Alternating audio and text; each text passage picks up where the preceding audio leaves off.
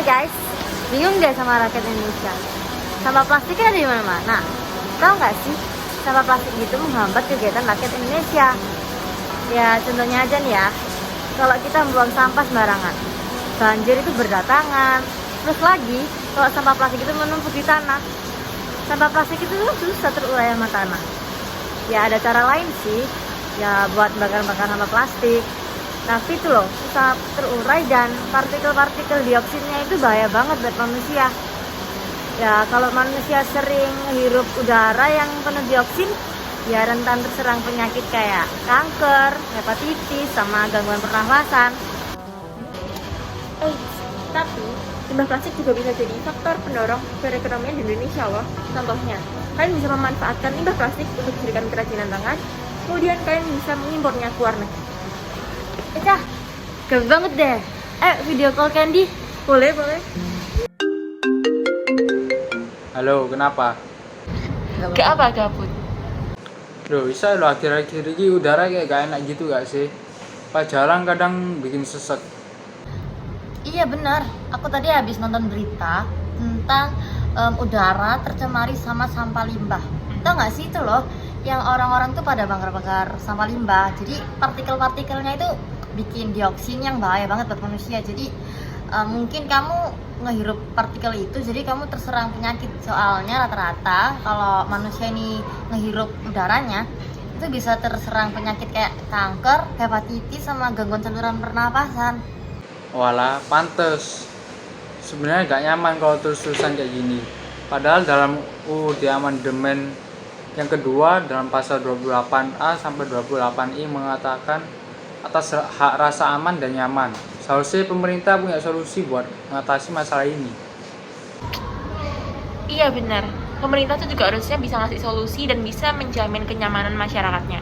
Tapi sebenarnya itu nggak tugas pemerintah doang. Kita sebagai masyarakatnya itu juga harus bisa berbuat hal yang sama. Karena semuanya itu harus balance antara pemerintah dan masyarakat. BTW kan kamu di rumah ngapain? Gak ngapa-ngapain. Kenapa? Sini ya, Po. Nyusul. Oke, Sherlock ya. Oke.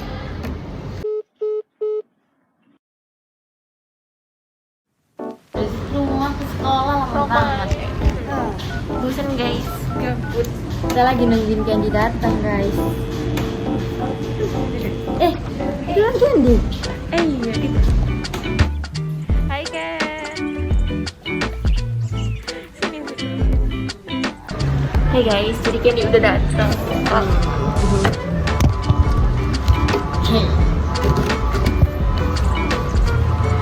Sumpah aku punya Sambil makan nanti. Sambil makan. Makan.